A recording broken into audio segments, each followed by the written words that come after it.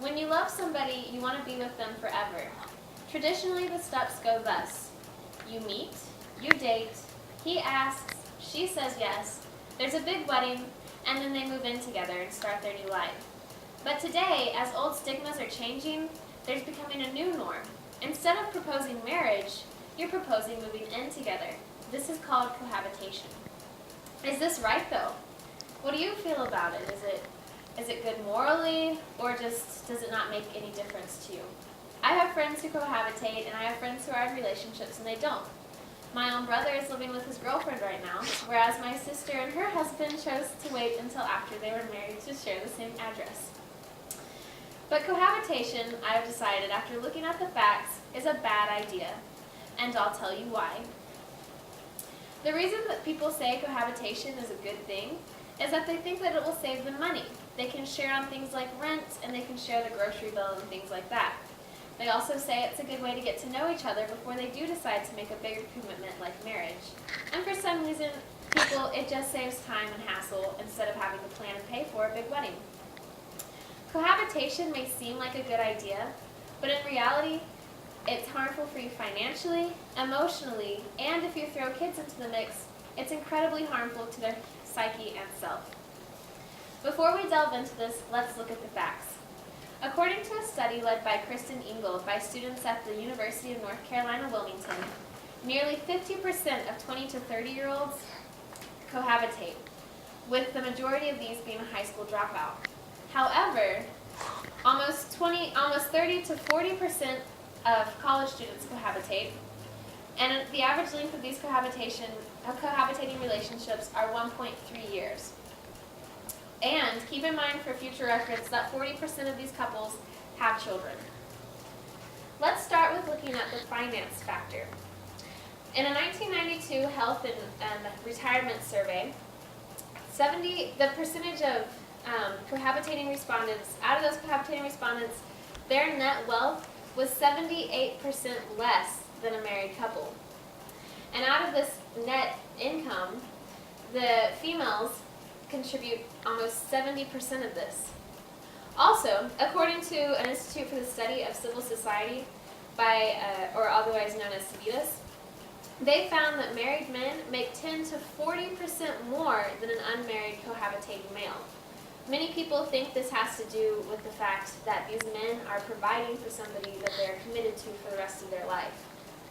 Also, in an article on About.com by Deborah Fowles, I found that there are considerable financial difficulties if one of the partners in a cohabitating relationship dies. The other partner doesn't have the same legal recourses that a spouse would have in this event, such as access to insurance money, or if there never was a will made, there's a possibility that they won't get any of those assets.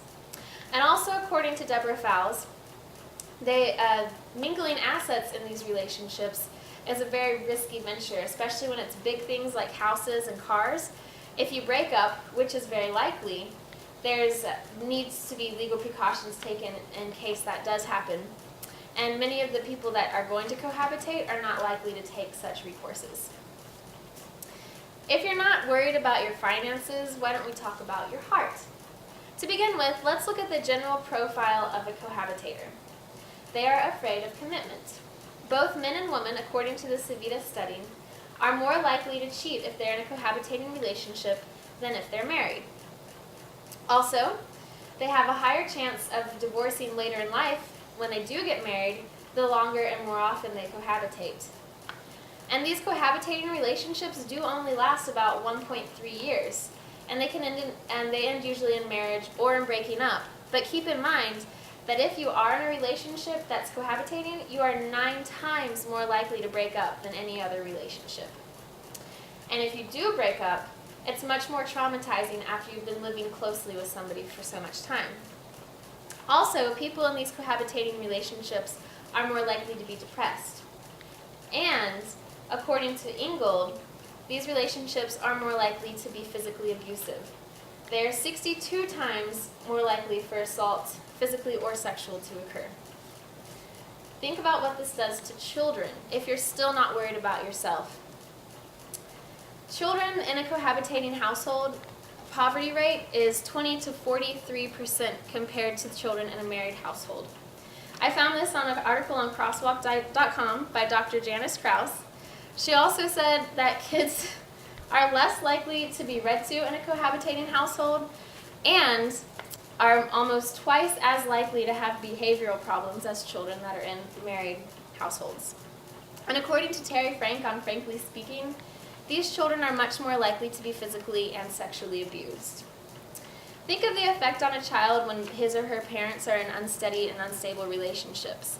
A child needs stability, and these relationships, as we've already found, are incredibly unsteady and very likely to erode. And these parents are just going to keep hopping along to different equally unsteady relationships, and the effect on a child is quite awful. The only way we can solve these problems is to choose to not live together before marriage.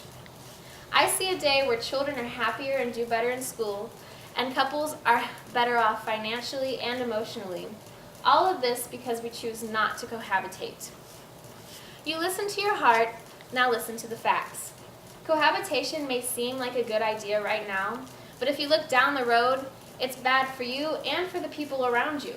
Don't make this decision based on your emotions. If you're not ready to marry someone, then just wait to live together. And if you find you cannot live without this person, then it seems like the perfect opportunity to get married. And if you think about your children, don't put them in a situation that's harmful and hurtful for them.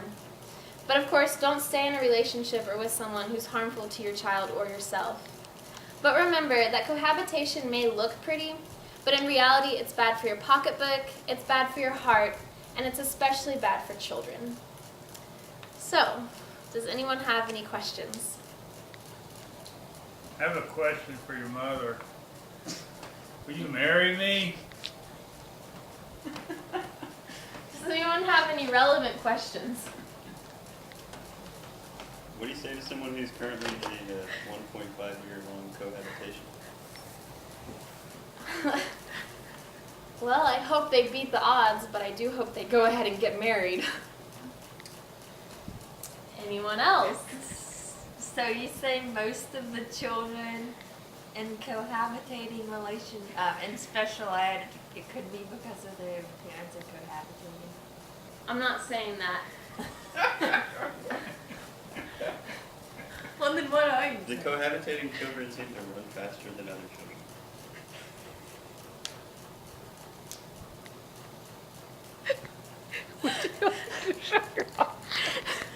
Yeah. Yes.